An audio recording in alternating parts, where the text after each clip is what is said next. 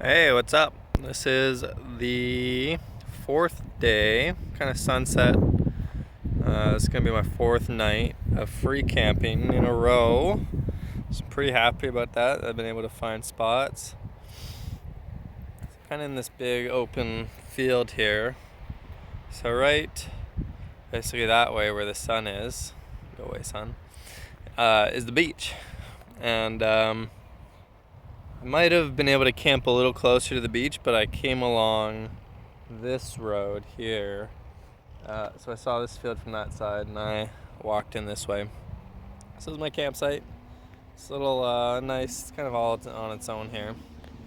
There are some piles of trash and some beer bottles around, but it doesn't look like too many people are kind of coming through here. I didn't see a lot of footprints or anything, so should be good. I'm kind of sheltered by this large cactus, so that's cool. It's got all these like kind of pink little fruits on it or whatever. So something was jumping around right there. Yeah, so fourth night. My last update was kind of the afternoon of my second day when I got my flat tire. So a lot's happened since then. I'll try to catch you up pretty quick. Yeah.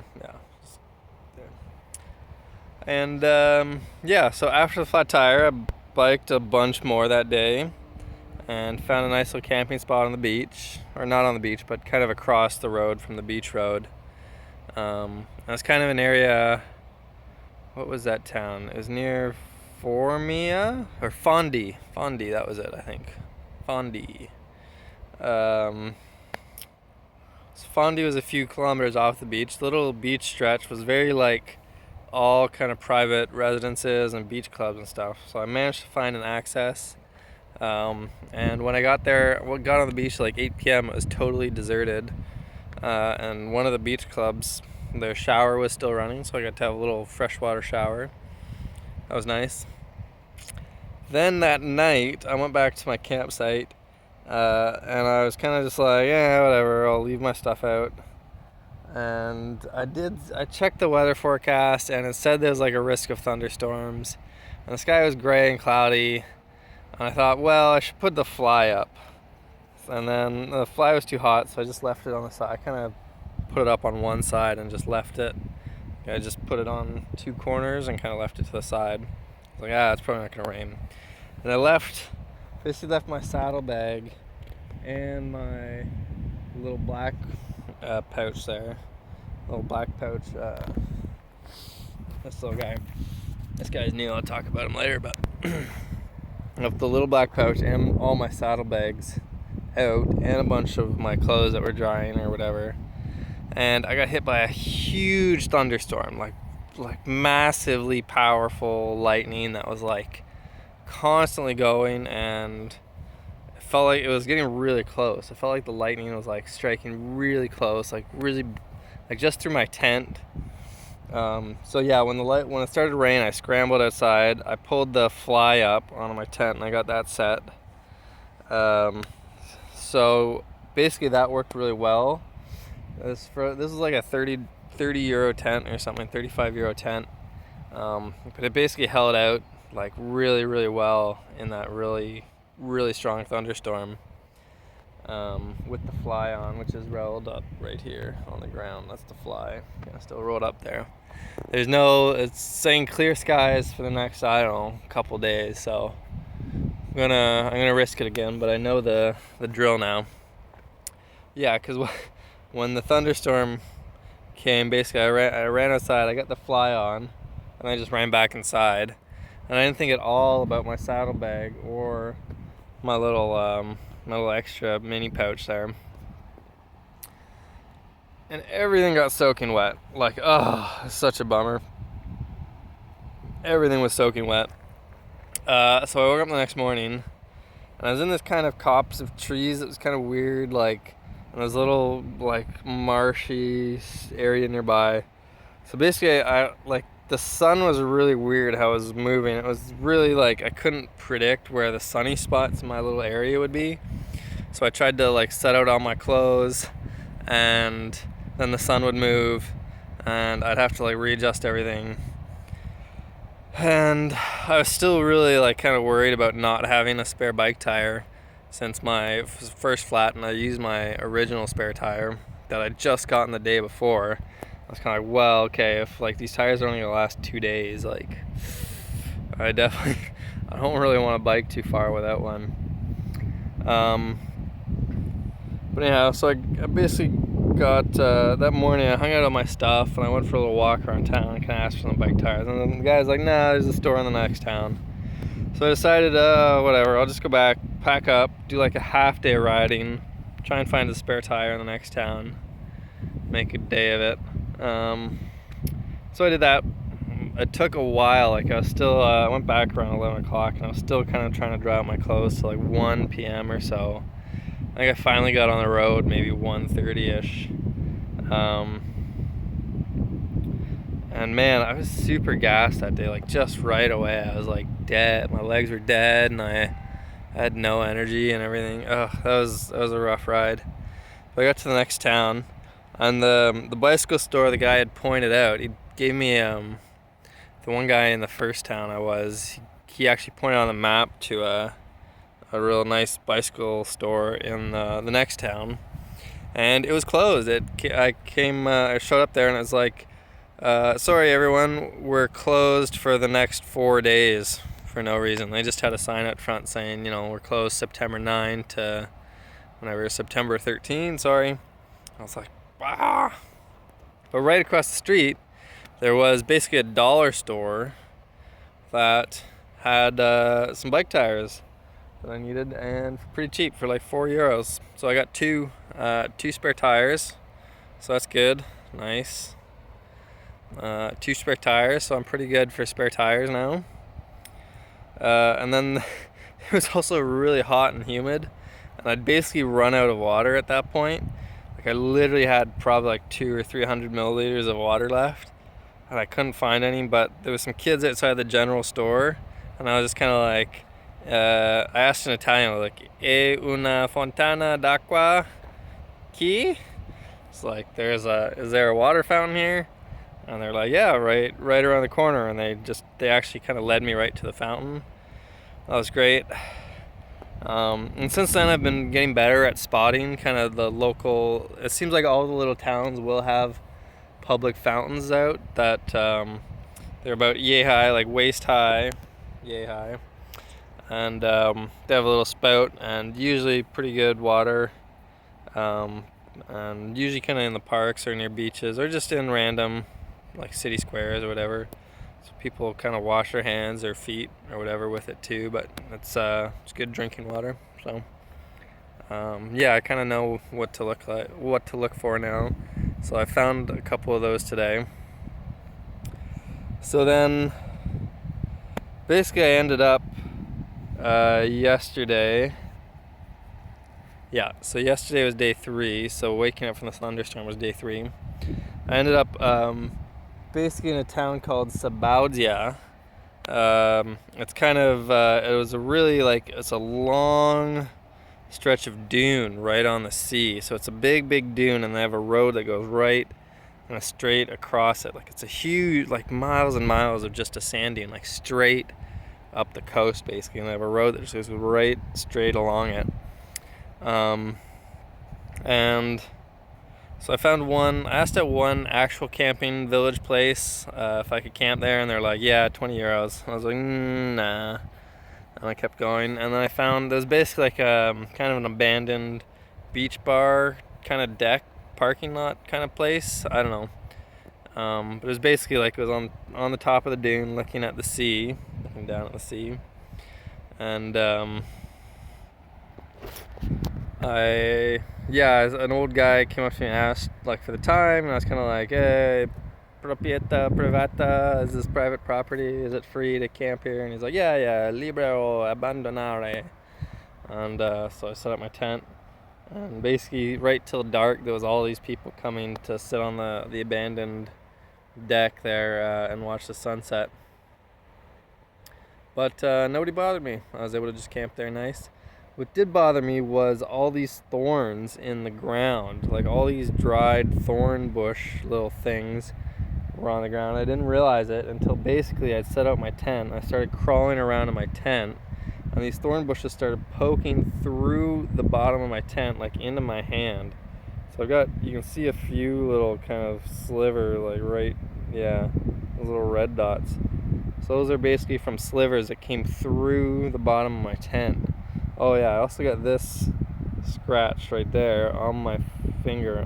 That was just moving around in the middle of the night, and I just like right across the top of one of these thorns, and it like sliced my whole finger. But luckily it wasn't very deep at all. It barely bled, so I think it'll be alright. I just gotta put a little polysporin on it so it doesn't get infected. These ones have been annoying because it feels like as I've been riding, more dirt's been getting into them, my palm. But yeah, they look alright now. It doesn't look like anything's too stuck in there. So that was alright. That was an alright camp spot. Thorns were a bummer, but really nice kind of view of the sunset and everything up there. And yeah, so it was pretty good. So then this morning I got up early and got an early start on the bike ride. And I had some great food today. So yesterday I picked up a tomato and lettuce at a grocery store that I didn't eat. I was kind of like, maybe I'll get some buffalo mozzarella de buffalo, like the real burrata ball of mozzarella. I didn't do that yesterday, but basically when I woke up today, I was like, that's my mission. Yesterday I got a big kind of box container of peanuts, so I have peanut butter and peanuts, so that's gonna keep me going. That's basically my kind of constant protein. So I had some peanuts for breakfast and kind of dinner, and that was it. And so today I woke up and I was like, okay, I gotta use the kind of the spinach and the tomato I got. So I just found a little store that had mozzarella de buffalo, and it was really good actually. It was really, really good. I think I got like the freshest stuff. Like he had this cooler box on the counter, like yay big, I don't know. And it was basically taped shut, and he pulled all the tape off, and I was like the first kind of bag of mozzarella out of there. And I got two kind of balls of the two burrata balls of mozzarella. And so the first one I basically did a lot of the spinach, half the tomato, and the one mozzarella ball just on a plate as like a caprese salad with no dressing or anything. It was really good. The cheese was so good. Everyone who's watching this gotta like come to Italy and just get real like mozzarella de buffalo. It's so good, so freaking good. And then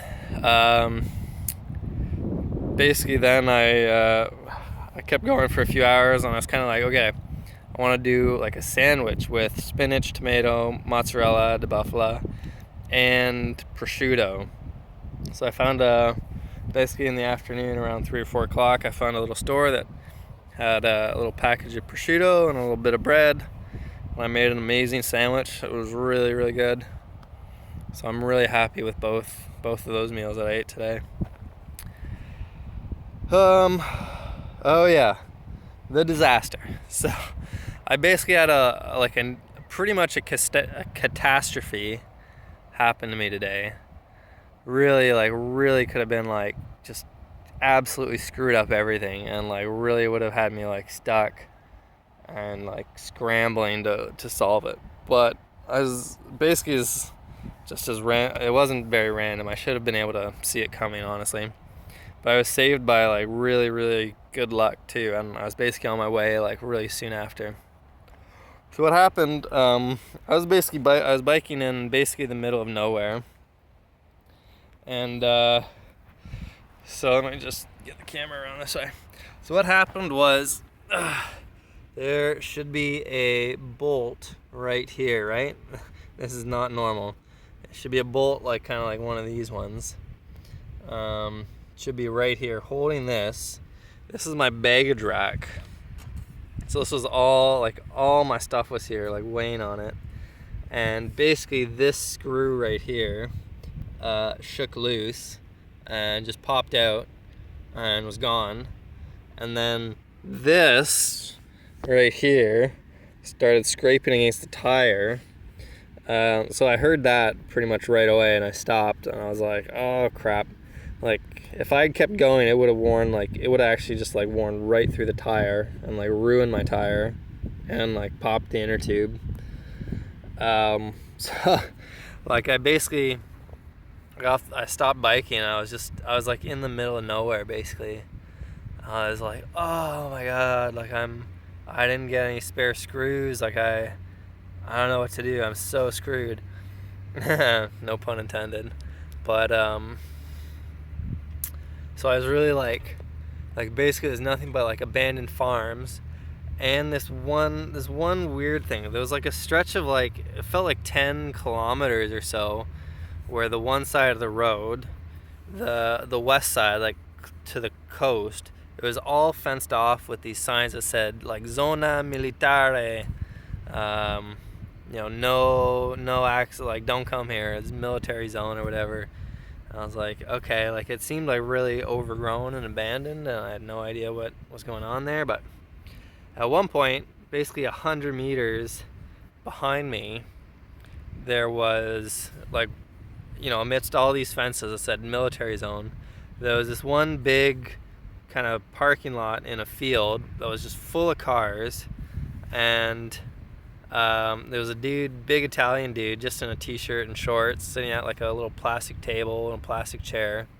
And it seemed like families with like umbrellas, like beachwear, swimsuits were going in and out. And so, I don't know, I didn't even ask what was going on in there. It seemed like a day camping site. And honestly, I got the feeling that the military zone was kind of abandoned, but the signs seemed new, but just looking at, like, there was nothing there that seemed like an active military zone. And then this little area that was definitely like, it was right in, going in the fence with all these signs that were saying don't come here, but all these families were just kind of wandering in.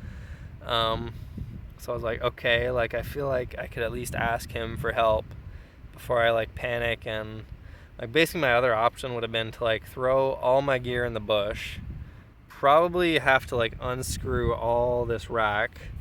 I think here and here I would have had to unscrew it and leave it behind too, and bike probably another like 10 kilometers into a town that had a bike store, hope the bike store was open and had what I needed, and then bike all the way back and fix everything. And then I don't know, it would have been a disaster trying to figure that one out. But I went up to this big Italian guy that was just sitting at the gate, like he was just taking cash for parking at this place. And it definitely seemed like, even though it was all marked military zone, it was definitely just like a day beach or something. Like there was a river right there, so I couldn't really see what everyone was going to. It was a little further on, but must have just been like a beach on the river that people come to for the day. Oh, sorry. And so I kind of point. I'm like I need a screw, whatever. He doesn't speak any English. But eventually I just kind of point and I like shake the thing and I point a bit and he's like, oh yeah, screw. And he basically turns around and just pulls this weird metal thing. It's basically like a loop, and then like it sticks out here. So it's just like a stick of metal with this loop on the end. And he's like, well, this, like, I don't even know where he pulled it from. Was it on the table or in his pocket or on the ground? I was just like, would this work? And I'm like, yeah, it might. So we stick it in, and then he starts kind of going crazy looking for like zip ties or something, and I'm like, I have zip ties in my bag, like, so I pulled out my zip ties and zip tied it on, and yeah, there you go. A little improvised, but it's held together for the rest of the afternoon. That did kind of tell me two things. One, I should be carrying spare screws. There are a lot of screws here. I should also be checking them if they're tight regularly. So just now I went over them, and there were a few ones that were loose, and I was able to tighten them up a bit more. So hopefully I can avoid a problem like that in the future. It also told me I had, like, between the back tire popping on the second day and this happening on the fourth day, it really made me, think I had too much weight on the back end. Like, I've pretty much had everything on the back end except for this little pouch here. So when I stopped to get screws at a bike stop, I was just biking here, just like a few kilometers down the road. There was a bike shop right on the road. I was like, okay, I'll last there. And yeah, so they gave me, I got a couple extra spare screws in different sizes. So hopefully that should cover me for any more incidences of screws popping out, which I'm gonna hope to avoid, but it could always happen. I also, so to fix the kind of weight issue that I've been noticing it too, just like kind of trying to drive or trying to ride a bit, especially going uphill. It's really hard. Like the back starts, the whole bike starts to wobble a lot, and it's hard to kind of just maneuver around and pick up and stuff. There's so much weight on the back, so I decided to basically get two things. I got this rack. So this is a rack on the front wheel, and I got this bag that hangs off the handlebars. And so basically right away I put my kind of big water, like 3-liter water bag, and my peanut butter jar and stuff in here, and it made a big difference. It felt so much better riding with that kind of extra weight on the front. And I'm gonna see what I can do with this exactly. I would like to be able to put my backpack on it, and so it'll have my laptop and some electronics and stuff in it, so that's some good weight too. We'll see how that goes. It's got some extra straps. I'm not sure. I'm gonna try and stand it up so that it's kind of like leaning, like standing up and then leaning back on the handlebars. So I think between all the straps I can kind of strap it around the handlebar, and then I've got another rope I can use to kind of lash it to the front stand. But yeah, so that's what's happened. So I was it was really, really good that that guy was there with that piece of metal. It like pretty much saved me, like basically it saved my whole day pretty much. Like I would have spent the rest of the day just trying to bike around and find a screw basically to fix my back rack. But the guy was right there with that thing in hand, and it was basically like 20 minutes from when, not even, like maybe 20 minutes from when my thing popped off to when I was back on the road. So that was awesome. And then anything else happen? Not really. I drank a bunch of water today. I found a lot of the public water fountains. I must have gone through my bottle, I don't know, almost 10 times probably. Like, I drank a lot. But, I think that's pretty much everything that's been going on. And, one last view of the sunset. It's just setting over there. So, really nice. Things are going pretty well, but definitely some challenges, but so far I've been able to overcome everything kind of pretty, I don't want to say easy, I don't want to jinx it, but just in stride. I've been able to take everything in stride and kind of deal with that.